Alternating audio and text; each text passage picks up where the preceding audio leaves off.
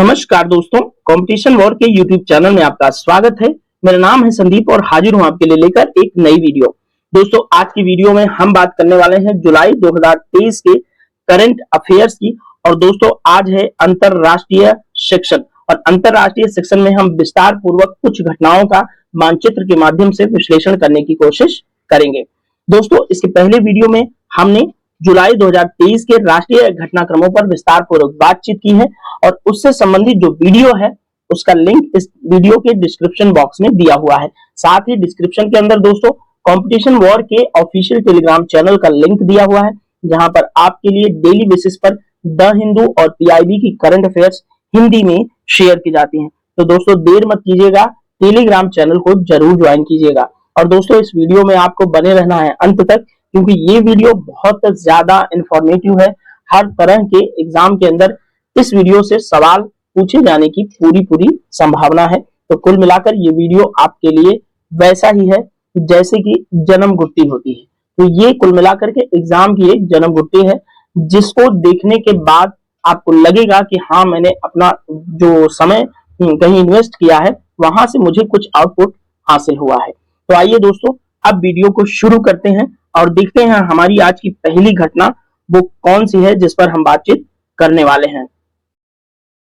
दोस्तों, आज की हमारी पहली जो न्यूज है वह है एससीओ का 23वां शिखर सम्मेलन के बारे में। तो आइए जान लेते हैं कि इससे संबंधित क्या कुछ न्यूज होती है।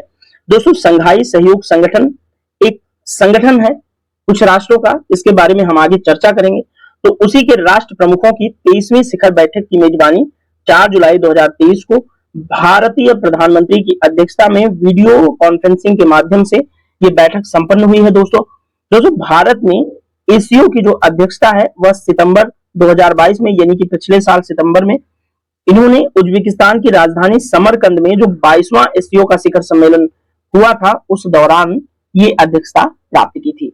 अब दोस्तों, जो एससीओ का 23वां शिखर सम्मेलन भारत की अध्यक्षता में संपन्न हुआ, उसकी थीम आपके लिए इंपॉर्टेंट हो जाती है। तो थीम देख लीजिए, सुरक्षित एससीओ की ओर, यानी कि टुवर्ड्स सिक्योर एससीओ। दोस्तों, इस सम्मेलन के दौरान जो वीडियो कॉन्फ्रेंसिंग के माध्यम से सम्मेलन हुआ उसमें प्रधानमंत्री माननीय नरेंद्र मोदी जी ने एक टर्म यूज किया जिसका नाम था सिक्योर। अब सिक्योर जो है उसको इन्होंने थोड़ा सा परिभाषित किया, उसको देख लेते हैं। सिक्योर का security, economic development, connectivity, unity, respect, sovereignty and territorial integrity and environmental protection, ये इन्होंने परिभाषित किया सिक्योर को। ठीक है दोस्तों, तो आपको एससीओ का 23वां शिखर सम्मेलन भारत की मेजबानी में हुआ 4 जुलाई 2023 को, और ये वीडियो कॉन्फ्रेंसिंग के माध्यम से हुआ ऑनलाइन मोड में। ठीक है दोस्तों, तो आपको इतना याद रखना है। ये आप कॉन्फ्रेंस की तो कुछ तस्वीर देख सकते हैं जहां पर इस सम्मेलन के अध्यक्ष बीच में बैठे हुए हैं, साइड में सभी स्क्रीन पर राष्ट्र प्रमुख आपको दिख रहे हैं। आइए आगे एससीओ के बारे में बात करते हैं। दोस्तों, इस 23वें शिखर सम्मेलन के दौरान जो ईरान है उसे आधिकारिक तौर पर एससीओ के 90वें सदस्य के रूप में सदस्यता प्राप्त हुई है। तो अभी तक एससीओ के 8 सदस्य देश थे। जो भारत में शिखर सम्मेलन हुआ हाइब्रिड मोड में, यानी कि ऑनलाइन मोड में, उसी में ईरान को एससीओ के 90वें मेंबर के रूप में स्वीकार किया गया। अब दोस्तों, भारत जो है जिसने 2017 में अस्ताना शिखर बैठक के दौरान इसकी पूर्ण सदस्यता प्राप्त कर ली थी। तो याद रखना है कि भारत को एससीओ की सदस्यता कब मिली? 2017 में अस्ताना शिखर सम्मेलन के दौरान। दोस्तों, ये जो एससीओ समूह है उसकी क्रमिक अध्यक्षता के नियमानुसार 2023 के अंदर पहली बार एससीओ की अध्यक्षता भारत को हासिल हुई है। ये चीज आपके लिए इंपॉर्टेंट है। अब दोस्तों, एससीओ का जो समूह है यानी कि संघाई सहयोग संगठन है, उसमें अब कितने देश आते हैं? तो पहला चीन, दूसरा भारत, ईरान तीसरा, कजाकिस्तान चौथा, किर्गिस्तान पांचवां, पाकिस्तान छठा और रूस सातवां, ताजिकिस्तान आठवां और उज्बेकिस्तान हो गया 9वां। तो आपको टोटल 9 कंट्रीज याद रखने हैं जो कि एससीओ के मेंबर कंट्रीज हैं। दोस्तों, इस सम्मेलन के दौरान जो 23वां शिखर सम्मेलन में बार बार रिपीट कर रहा हूं कि ये 23वां शिखर सम्मेलन की बात चल रही है, तो नई दिल्ली घोषणा पत्र को इस सम्मेलन के दौरान राष्ट्र प्रमुखों ने हस्ताक्षर करके अपनाया। तो अब इस घोषणा पत्र के अंदर क्या बातें कही गई उसको आप लोग देख लीजिए। तो दोस्तों, इस घोषणा पत्र के अंदर कहा गया कि अंतरराष्ट्रीय समुदाय को आतंकवादी, अलगाववादी, चरमपंथी समूहों की गतिविधियों का मुकाबला करने तथा धार्मिक असहिष्णुता, आक्रामक राष्ट्रवाद, जाति एवं नस्लीय भेदभाव, विदेशी द्वेष, फांसीवाद और अंध राष्ट्रवाद के विचार के प्रसार को रोकने पर विशेष ध्यान देगा एससीओ। ठीक है दोस्तों, तो ये नई दिल्ली जो घोषणा पत्र अपनाया गया उसमें ये सारी बातें कही गई। दोस्तों, भारत ने एससीओ सदस्यों के आर्थिक रणनीतिक वक्तव्य में इच्छुक सदस्य देशों का उल्लेख करते हुए जो बीआरआई प्रोजेक्ट है, बेल्ट एंड रोड इनिशिएटिव, उसका भाग बनने से भारत ने अस्वीकार कर दिया।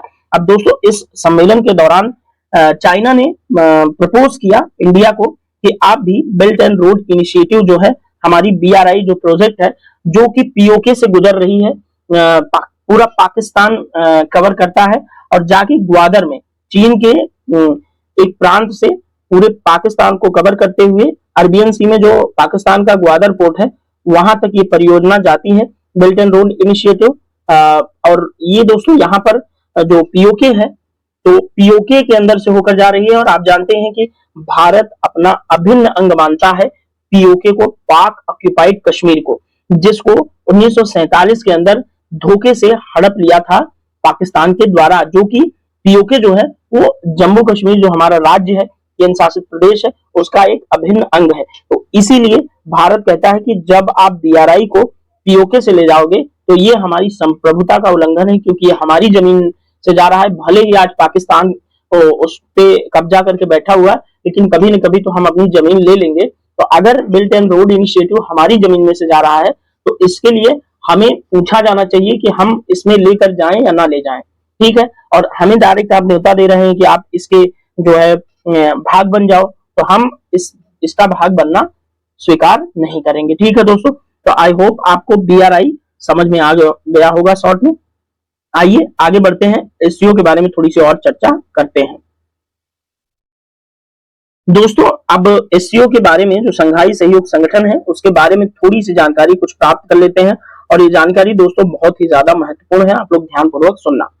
दोस्तों, जो एससीओ है एक इंटर गवर्नमेंटल इंटरनेशनल ऑर्गेनाइजेशन है, यानी कि अंतर सरकारी अंतरराष्ट्रीय संगठन है। दोस्तों, यह एक राजनीतिक, आर्थिक और सैन्य संगठन भी है, जिसका लक्ष्य क्या है? शांति, सुरक्षा, स्थिरता को बनाए रखना सदस्य राष्ट्रों के बीच में। दोस्तों, इसे 2001 में बनाया गया था एससीओ को, और एससीओ चार्टर पर 2002 में हस्ताक्षर किए गए और 2003 में एससीओ चार्टर लागू हो गया। दोस्तों, एससीओ के सचिवालय की बात करें तो इसकी आधिकारिक कामकाज की भाषा जो है वो रूसी और चाइनीज है। दोस्तों, इसका सचिवालय एससीओ का वह बीजिंग है। बीजिंग दोस्तों चाइना की कैपिटल है, तो चाइना की कैपिटल बीजिंग में है एससीओ का मुख्यालय, सचिवालय। ठीक है, और दोस्तों बीजिंग से ही सूचनात्मक, विश्लेषणात्मक, संगठनात्मक जो भी काम है वो एससीओ से संबंधित किए जाते हैं। दोस्तों, एससीओ के अंदर पर्यवेक्षक राष्ट्र आपके लिए महत्वपूर्ण है। पूछा जा सकता है कि एससीओ के पर्यवेक्षक राष्ट्रों के बारे में बताइए, वो कौन कौन से राष्ट्र हैं। तो आपको याद रखना है कि मंगोलिया, जो कि चीन और रूस के बीच में एक लैंड लॉक्ड कंट्री है, वह, और अफगानिस्तान भी एक लैंड लॉक्ड कंट्री है, और बेलारूस भी रूस और यूरोपियन कंट्री के बीच एक लैंड लॉक्ड कंट्री है, वह भी एससीओ के पर्यवेक्षक राष्ट्र के रूप में दर्जा प्राप्त है। तो इतनी जानकारी एससीओ की आपके लिए बहुत ज्यादा इंपॉर्टेंट है। चलिए आगे बढ़ते हैं। दोस्तों, हमारी जो दूसरी न्यूज है वह है प्रधानमंत्री की फ्रांस और संयुक्त अरब अमीरात यानी कि यूएई की यात्रा। तो आइए सिलसिलेवार तरीके से दोनों यात्राओं को डिस्कस करते हैं। दोस्तों, यहाँ पर आप एयरपोर्ट लुक देख रहे हैं प्रधानमंत्री का, और यहाँ पर प्रधानमंत्री जब फ्रांस के एयरपोर्ट पर उतर रहे थे वहां पर इनका आधिकारिक रूप से स्वागत किया जा रहा था। तो दोस्तों, श्री नरेंद्र मोदी यानी कि हमारे प्रधानमंत्री जी 13 से 15 जुलाई तक फ्रांस और यूएई की आधिकारिक यात्रा उन्होंने की जुलाई के अंदर। और दोस्तों, इस वर्ष जो है भारत फ्रांस रणनीतिक साझेदारी की 25वीं वर्षगांठ भी है, तो इस लिहाज से ये यात्रा बहुत ज्यादा महत्वपूर्ण थी। तो आइए फ्रांस की यात्रा को अच्छे से कवर करने की कोशिश करते हैं। दोस्तों, 13 जुलाई को एलिसी पैलेस में प्रधानमंत्री को फ्रांस के राष्ट्रपति द्वारा फ्रांस के सर्वोच्च नागरिक सम्मान, जिसका नाम है grand cross of the legion of honour, से सम्मानित किया गया। दोस्तों, प्रधानमंत्री को जुलाई 2023 को बेस्टिल डे परेड में मुख्य अतिथि के रूप में जो है बुलाया गया था, और वहां पे वो शामिल हुए। साथ ही इस बेस्टिल डे परेड के अंदर दोस्तों भारत की तीनों सेनाओं के सशस्त्र बलों का एक दस्ता भी भाग लिया। ठीक है, इतना याद रखना है। दोस्तों एक टर्म आता है भारत और फ्रांस के संबंध में, उस टर्म को आप लोग याद रखना, हॉरिजॉन 2047। तो हॉरिजॉन 2047 क्या है? तो दोस्तों यह भारत और फ्रांस की रणनीतिक भागीदारी जो है उसका भावी स्वरूप से संबंधित दस्तावेज है, एक विजन डॉक्यूमेंट है इंडिया और फ्रांस की स्ट्रेटेजिक पार्टनरशिप का। तो इतना दोस्तों हॉरिजॉन 2047 के बारे में आपको याद होना चाहिए, ये एग्जाम के अंदर पूछे जाने वाले तथ्य होते हैं। अब दोस्तों बेस्टिल डे परेड, ये आपने सुना, तो आइए थोड़ा बेस्टिल डे परेड के बारे में चर्चा करते हैं, आखिर ये कहां से निकला, क्या है। तो आइए थोड़ा सा इतिहास में लेकर चलते हैं और फ्रांस की क्रांति की तरफ आपका थोड़ा ध्यान आकर्षित करते हैं। दोस्तों जो बेस्टिल है वह पेरिस की एक इमारत का नाम है, और ये दोस्तों मध्य युग में एक किला था और जेल का भी नाम बेस्टिल रखा गया था। तो ये जो इमारत है वो मध्य युग में एक किला और जेल थी। दोस्तों शुरू में बेस्टिल का निर्माण किले के तौर पर किया गया था, जो पेरिस शहर के पूर्वी दरवाजे की रखवाली के काम आता था। बाद में दोस्तों फ्रांस का राज्य कारागार बन गया बेस्टिल इमारत। तो पहले किला, उसके बाद जेल। अब आइए और आगे देखते हैं बेस्टिल के बारे में। दोस्तों जब 17वीं और 18वीं सदी के दौरान शासन के खिलाफ, यानी कि फ्रांस के राजसी के खिलाफ लोगों का असंतोष बढ़ने लगा, तो ये जो बेस्टिल जेल थी उसका इस्तेमाल महत्वपूर्ण नेताओं को कैद करने के लिए किया जाने लगा, जो राजसी के खिलाफ क्रांतिकारी गतिविधियों में संलिप्त रहते थे, उन नेताओं को इस बेस्टिल जेल के अंदर कैद किया जाने लगा था। बाद में दोस्तों 14 जुलाई 1789 को क्रांतिकारियों की एक गुस्साई भीड़ ने जेल पर धावा बोल दिया और मौके से 7 कैदियों को छुड़ा लिया। ये काफी हद तक दोस्तों फ्रांसीसी क्रांति का एक संकेत माना जाता था। इसके बाद से दोस्तों साल 1880 से हर साल 14 जुलाई को राष्ट्रीय दिवस के रूप में मनाया जाता है बेस्टिल डे परेड। तो अब दोस्तों आपको समझ में आ गया, ये जो बेस्टिल जेल थी वहां से राष्ट्रवादी क्रांतिकारी नेताओं को जनता ने छुड़ाया था, उसी दिन को फ्रांसीसी क्रांति की शुरुआत माना जाता है। इसलिए एक राष्ट्रीय दिवस के रूप में फ्रांस की गवर्नमेंट हर वर्ष 14 जुलाई को बेस्टिल डे परेड मनाती है, परेड का आयोजन करती है, जिसमें विदेशों के एक राष्ट्राध्यक्ष आते हैं। जैसे अपने यहाँ का आप 26 जनवरी का परेड समझ सकते हैं, वैसे ही है सारा सिस्टम। दोस्तों अब आइए बात करते हैं प्रधानमंत्री की यात्रा के दूसरे चरण की। अब दोस्तों यहाँ एयरपोर्ट के अंदर आप देख रहे हैं कि प्रधानमंत्री कहां पहुंच चुके हैं, किसी खाड़ी देश में। तो आइए बात करते हैं कि ये क्या है। दोस्तों 15 जुलाई को प्रधानमंत्री 14 जुलाई को वहां बेस्टिल डे परेड में फ्रांस के अंदर शामिल हुए। उसके बाद 15 जुलाई को प्रधानमंत्री जो है अपनी यात्रा के दूसरे चरण को प्रारंभ करते हुए संयुक्त अरब अमीरात की जो राजधानी है अबू धाबी, वहां पर पहुंच गए। तो दोस्तों भारत का इस वर्ष प्रधानमंत्री का यूएई में जाना क्यों खास है? तो दोस्तों भारत यूएई व्यापक रणनीतिक साझेदारी लगातार मजबूत हो रही है, और प्रधानमंत्री की यह यात्रा दोस्तों ऊर्जा, शिक्षा, स्वास्थ्य, खाद्य सुरक्षा, फिनटेक, रक्षा और संस्कृति जैसे विभिन्न क्षेत्रों में इसे आगे बढ़ाने जैसे साधनों की पहचान कर रही है। और दोस्तों साथ ही आपको एक फैक्ट बता देता हूं, इससे पहले वीडियो में हमने डिस्कस की थी कि आईआईटी दिल्ली का एक कैंपस अबू धाबी के अंदर स्थापित किया जा रहा है, और इसी यात्रा के दौरान वो चीजें की गई थी। तो आइए जो प्रधानमंत्री की यूएई यात्रा है उसके बारे में थोड़ी सी और चर्चा करते हैं। दोस्तों यूएई और भारत के बीच 18 फरवरी 2023 को एक एग्रीमेंट पर हस्ताक्षर हुआ। उस एग्रीमेंट का नाम है समग्र आर्थिक भागीदारी समझौता, यानी कि कॉम्प्रिहेंसिव इकोनॉमिक पार्टनरशिप एग्रीमेंट, अर्थात सेपा। दोस्तों सेपा के चलते दोनों देशों के व्यापार में, द्विपक्षीय व्यापार में 20% की वृद्धि दर्ज हुई है। और दोस्तों साथ ही 2022-23 के दौरान यूएई जो है वो भारत का तीसरा सबसे बड़ा व्यापारिक भागीदार बन चुका है। तो याद रखना ये फैक्ट कि भारत का तीसरा सबसे बड़ा व्यापारिक भागीदार कौन है? यूएई, यानी कि संयुक्त अरब अमीरात। और दोस्तों यह यूएई जो है भारत में चौथा बड़ा निवेशक देश भी बन गया है इस दौरान। ठीक है, तो इतना आपके लिए कुल मिलाकर यात्रा से प्रधानमंत्री की इंपॉर्टेंट था। बेस्टिल डे परेड क्या था, हॉरिजॉन 2047 क्या था, ये सब मैंने आप लोगों को विस्तार पूर्वक बताया। तो अब दोस्तों अगर इन दोनों देशों का मैप देख लिया जाए तो मजा ही आ जाएगा। तो आइए देख लेते हैं मैप को, और सबसे पहले हम फ्रांस के मैप की बात करेंगे।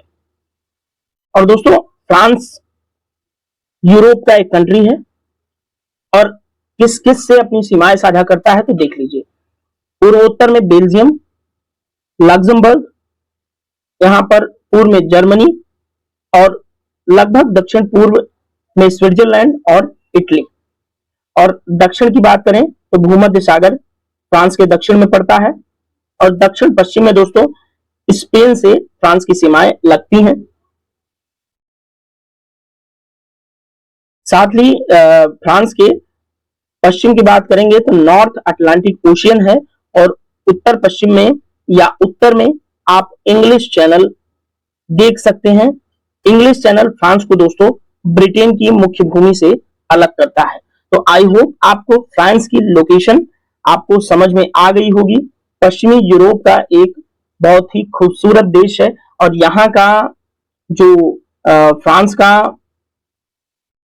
कैपिटल है पेरिस, यहाँ पर आप देखें पेरिस, पेरिस को दोस्तों विश्व के फैशन की नगरी भी कहा जाता है। तो पेरिस फ्रांस की राजधानी है, ये चीज आप लोग याद रखना। आइए अब चलते हैं यूएई में। तो यूएई देख लेते हैं। यूएई दोस्तों मध्य पूर्व का एक देश है, यानी कि खाड़ी देश है, और यहाँ पर आप देख पा रहे हैं यूनाइटेड अरब अमीरात्स। तो यूनाइटेड अरब अमीरात्स कहाँ है दोस्तों? पर्शियन गल्फ में है, फारस की खाड़ी का एक तटवर्ती देश है संयुक्त अरब अमीरात। और इसके अगर बॉर्डर कंट्रीज की बात करें दोस्तों, तो आप उत्तर पश्चिम से लेकर के दक्षिण तक सऊदी अरब को इसकी सीमाएं घेरते हुए आप पाएंगे। और दक्षिण पूर्व की बात करें तो ओमान, और ओमान दक्षिण पूर्व से पूर्वोत्तर तक अपनी सीमाएं यूएई के साथ साझा करता है। यहाँ पर गल्फ ऑफ ओमान और गल्फ ऑफ पर्शियन के बीच में आपको एक जल संधि दिखेगी जिसका नाम है हॉर्मुज जल संधि, यहाँ पर आप देख सकते हैं। तो आपको याद रखनी है कि फारस की खाड़ी और ओमान की खाड़ी को जो जल संधि जोड़ती है उसका नाम है स्टेट ऑफ हॉर्मुज, यानी कि हॉर्मुज जल संधि। तो आपको आई होप लोकेशन पता चल गई होगी यूनाइटेड अरब अमीरात की, और पर्शियन गल्फ में ही आप कतर और बहरीन को भी देख पा रहे हैं। तो ये मैप आपके लिए काफी ज्यादा इंपॉर्टेंट है। तो दोस्तों इस मैप के बाद चलते हैं अगली न्यूज की तरफ।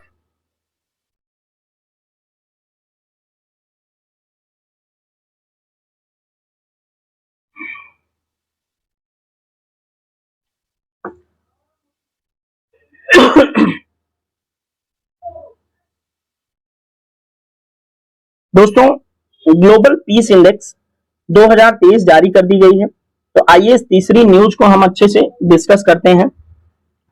दोस्तों हाल ही में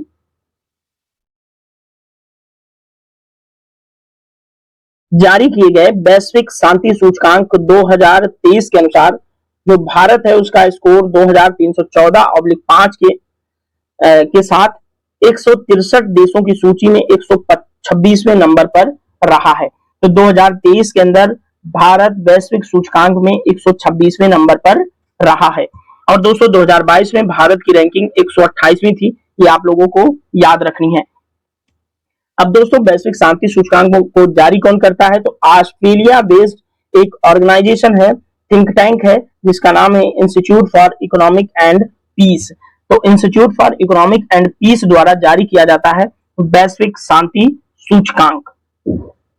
अब दोस्तों ग्लोबल पीस इंडेक्स जो है वह दुनिया के 99.7% आबादी को कवर करता है, ये बात आप लोगों को याद रखनी है।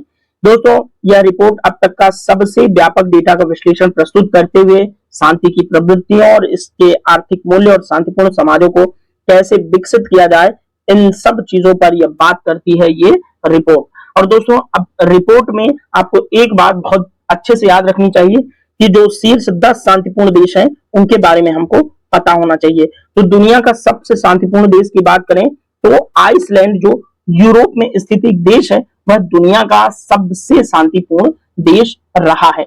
और दूसरे नंबर पर दोस्तों यूरोपियन कंट्री डेनमार्क आता है, तीसरे नंबर पर आइलैंड, चौथे पे न्यूजीलैंड का स्थान आता है, पांचवें पे ऑस्ट्रिया, सिंगापुर छठवें पे, पुर्तगाल सातवें, स्लोवेनिया आठवें, और जापान नौवें, और स्विट्जरलैंड 10वें नंबर पर। तो ये टॉप 10 कंट्रीज आपको याद रखनी है ग्लोबल पीस इंडेक्स के विषय में। तो दुनिया का सबसे शांतिपूर्ण देश ग्लोबल पीस इंडेक्स में कौन है? आइसलैंड। अब दुनिया के अंतिम 5 देशों की बात करते हैं जो ग्लोबल पीस इंडेक्स में सबसे नीचे रहे। तो अफगानिस्तान दोस्तों, इसमें आपने देखा यहाँ पर कि 163 देश पूरे शामिल थे। तो अफगानिस्तान जो है, जब से तालिबान शासन है, वैसे तो अफगानिस्तान बहुत सालों से इंस्टेबिलिटी में रहा है, अस्थिरता के दौर से रहा है। वहां तालिबान लगातार जो सरकार थी उस पर अटैक करता रहा था। उसके बाद अब तो तालिबान ने उस सरकार का तख्ता पलट के खुद वहां पर तालिबानी शासन स्टैब्लिश हो चुका है। तो अफगानिस्तान सबसे अशांत देश है दुनिया का, जो कि आता है 163वें नंबर पर। उसके बाद यमन 162वें नंबर पर आता है दोस्तों। यमन आता है 162वें नंबर पर, सीरिया 161 में, और दक्षिणी सूडान 160 में, और कांगो लोकतांत्रिक गणराज्य आता है 159वें नंबर पर। तो दोस्तों, इस पूरी न्यूज के अंदर 3 बातें आप लोगों को मुख्य रूप से याद करनी है। पहली, वैश्विक शांति सूचकांक 2023 के अंदर भारत की रैंकिंग 126वीं रही। और ये दोस्तों जो दुनिया का सबसे शांतिपूर्ण देश है आइसलैंड, उसको आपको याद रखना है। और साथ ही दुनिया का सबसे अशांत देश कौन सा है?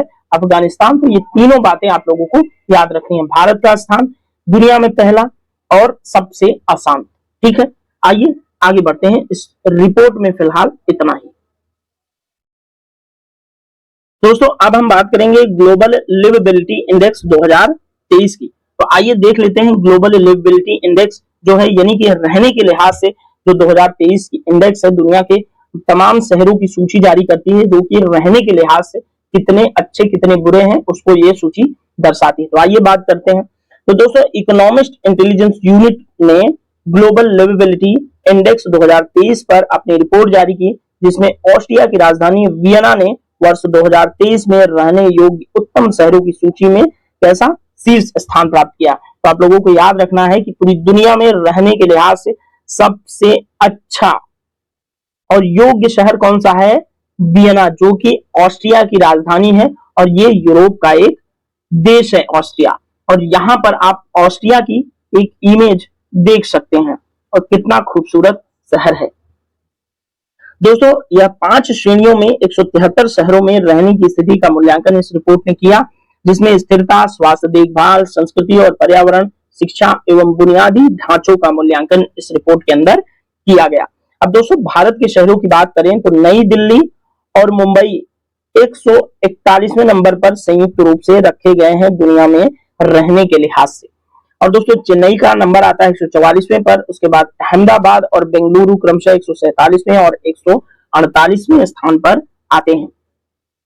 दोस्तों, सीरिया की राजधानी है दमिश्क, और उसके बाद त्रिपोली लीबिया को 2022 के आंकड़ों के समान ये शहर उक्त सूचकांक में सबसे निचले स्थान पर रहे हैं। तो ग्लोबल लिवेबिलिटी इंडेक्स में दमिश्क जो है, सीरिया का शहर, सबसे अंतिम पायदान पर रहा है, और सबसे टॉप पर है ऑस्ट्रिया की राजधानी वियना। नई दिल्ली और मुंबई का क्रमशः नहीं, संयुक्त रूप से 141वें नंबर पर स्थान प्राप्त हुआ है। ठीक है दोस्तों, तो ग्लोबल लिवेबिलिटी इंडेक्स में इतना आपको याद रखना है। प्लस में थोड़ा सा इसमें टॉप से और बॉटम से कुछ कंट्रीज की आपको एक लिस्ट दिखा देता हूं दोस्तों। यहाँ पर ग्लोबल लिवेबिलिटी इंडेक्स के अंदर 10 शहरों की सूची टॉप से, और यहाँ 10 शहरों की सूची बॉटम से आप प्राप्त कर सकते हैं। यहाँ वियना आपको मिल जाएगा, ऑस्ट्रिया की राजधानी, और ये पहले नंबर पर। और यहाँ पर आपको दमिश्क मिल जाएगा, सीरिया की राजधानी, लास्ट 163 पोजीशन पे। ठीक है दोस्तों, तो इतना आप लोगों को ग्लोबल लिवेबिलिटी इंडेक्स के बारे में पता होना चाहिए। आइए आगे बढ़ते हैं अगली न्यूज की तरफ। दोस्तों, 2023 का हेनले पासपोर्ट इंडेक्स जारी हो चुका है। तो 2023 का जो हेनले पासपोर्ट सूचकांक है उसके बारे में आइए थोड़ी सी चर्चा करते हैं। तो दोस्तों, हाल ही में हेनले पासपोर्ट सूचकांक 2023 में भारतीय पासपोर्ट 2022 में 87वें स्थान की तुलना में 7 पायदान चढ़कर 80वें नंबर पर पहुंच गया है। तो अब जो हेनले पासपोर्ट इंडेक्स है उसमें भारत का स्थान 80वां हो गया है, और 2022 में था 87वां। ये आपको याद रखनी है दोस्तों। इससे क्या होगा कि इसके धारकों को अब 57 देशों में वीजा मुक्त यात्रा की सुविधा प्राप्त हो गई है। तो भारत के पासपोर्ट की स्थिति 80वें नंबर पर है पूरी दुनिया के अंदर, और भारत के नागरिक बिना वीजा की यात्रा कर सकते हैं 57 देशों की। दोस्तों हेनले पासपोर्ट सूचकांक एक रैंकिंग प्रणाली है जो कि विश्व भर के सभी पासपोर्टों का मूल्यांकन उन यात्रा स्थलों की संख्या के आधार पर करती है जहां उनके धारक पूर्व वीजा की आवश्यकता के बिना यात्रा कर सकते हैं। दोस्तों इस सूचकांक में 199 विभिन्न पासपोर्टों और 227 यात्रा स्थलों को शामिल किया गया है। और दोस्तों ब्रिटेन की एक संस्था है जो कि वैश्विक नागरिकता और निवास सलाहकार एक संस्था क्या एक कंपनी है जिसका नाम है हेनले एंड पार्टनर्स। इसी के द्वारा हेनले पासपोर्ट सूचकांक जारी किया जाता है। ठीक है दोस्तों, तो हेनले पासपोर्ट रिपोर्ट के बारे में इतनी जानकारी आप लोग याद रखना। और भारतीय पासपोर्ट की थोड़ी सी स्थिति दिखाने की बात करूं तो यहां पर दोस्तों आपको भारतीय पासपोर्ट कब कब किस किस नंबर पर रहा है वो आपको देखने को मिल जाएगा। ये इंडेक्स आप लोग जरूर देख लेना। दोस्तों सिंगापुर जो है इस सूची में सिंगापुर अब विश्व का सबसे शक्तिशाली पासपोर्ट धारक देश है। तो दुनिया में सबसे शक्तिशाली पासपोर्ट किसका है? सिंगापुर का, जो दोस्तों अपने नागरिकों को विश्व भर के 227 में से प्रभावशाली 192 यात्रा स्थलों तक वीजा मुक्त पहुंच की सुविधा प्रदान कर देता है। तो दुनिया का सबसे मजबूत पासपोर्ट है सिंगापुर का। रिपोर्ट जारी होने से 5 वर्ष पहले तक मतलब अभी 2022 तक हेनले पासपोर्ट सूचकांक में दोस्तों जापान का जो पासपोर्ट है वो दुनिया में सबसे ज्यादा शक्तिशाली हुआ करता था। लगातार 5 वर्ष तक जापान इस सूची में नंबर 1 पर आता था। अब इस सूचकांक के अंदर दोस्तों संयुक्त रूप से जर्मनी, इटली और स्पेन को दूसरे नंबर पर रखा गया है। सबसे शक्तिशाली सिंगापुर, उसके बाद जर्मनी, इटली और स्पेन के पासपोर्ट। ठीक है, तो इतनी जानकारी आपके लिए इंपॉर्टेंट हो सकती है। आइए आगे बढ़ते हैं।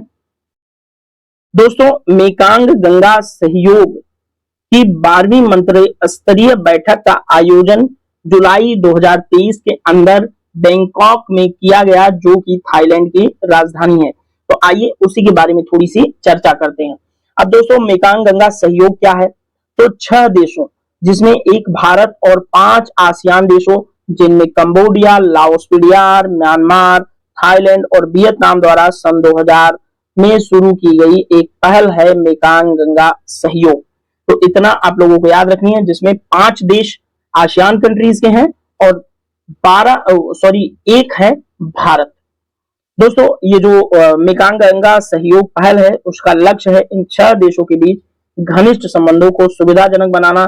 जो ये देश दोस्तों गंगा नदी और मेकांग नदी बेसिन को साझा करते हैं। मेकांग दक्षिण पूर्व एशिया की नदी है जो कि आसियान कंट्रीज से होकर बहती है और गंगा भारत की नदी ये आप लोग जानते हैं। मेकांग की बात थोड़ा सा मैं अभी कुछ देर में आपसे करने वाला हूं।